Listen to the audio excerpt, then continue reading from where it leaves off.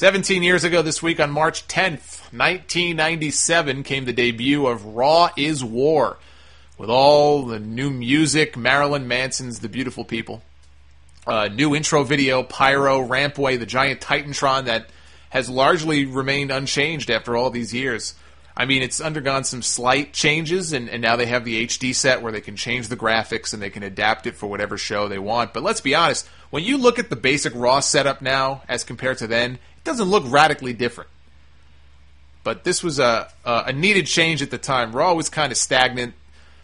They were getting their asses kicked weekly by WCW. The show the week before was The show the week before had mostly taped footage from a house show in Germany. That's where Bulldog won the European title from Owen Hart. But that show, I mean, the footage looked really grainy and crappy, and it did one of the lowest ratings in Raw history. So WWE needed a change. Raw is War was their answer. The show featured a main event, Psycho Sid and The Undertaker against Mankind and Vader. Featured Undertaker doing one of his giant suicide dives over the top rope, wiping out all the heels on the floor.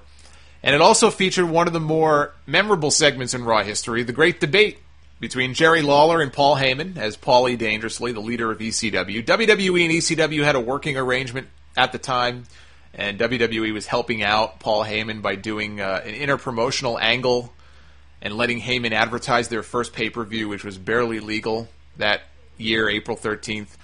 That was a big deal for ECW to get on pay-per-view, and then to get that kind of promotion on USA Network for them was huge. So on TV, Lawler hated ECW. He would refer to it as extremely crappy wrestling and talk about how it was just a bunch of guys in a bingo hall throwing each other through flaming tables. To this day, I will still get emails asking me why Lawler hated ECW so much. That's how effective he was during this whole angle. He didn't really hate ECW, people. Okay, just like he didn't really hate Andy Kaufman. Lawler was just really, really good at his job.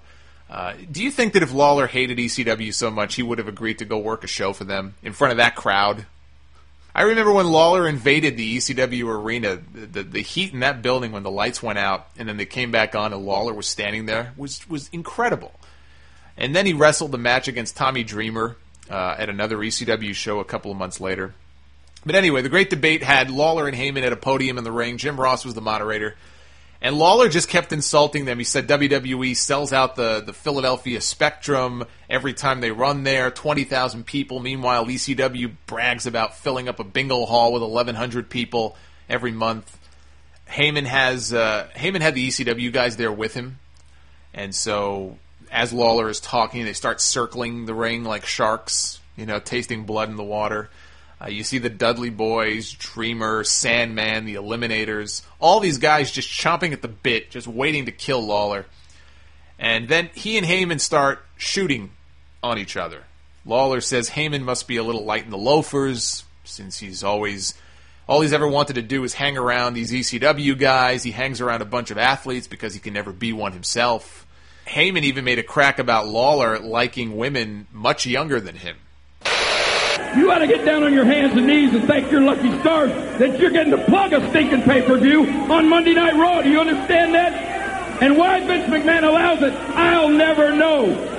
And you're proud of drawing 1,100 people in Philadelphia because we are. That's 4 million people. There's 1,100 morons that have come to watch paint dry.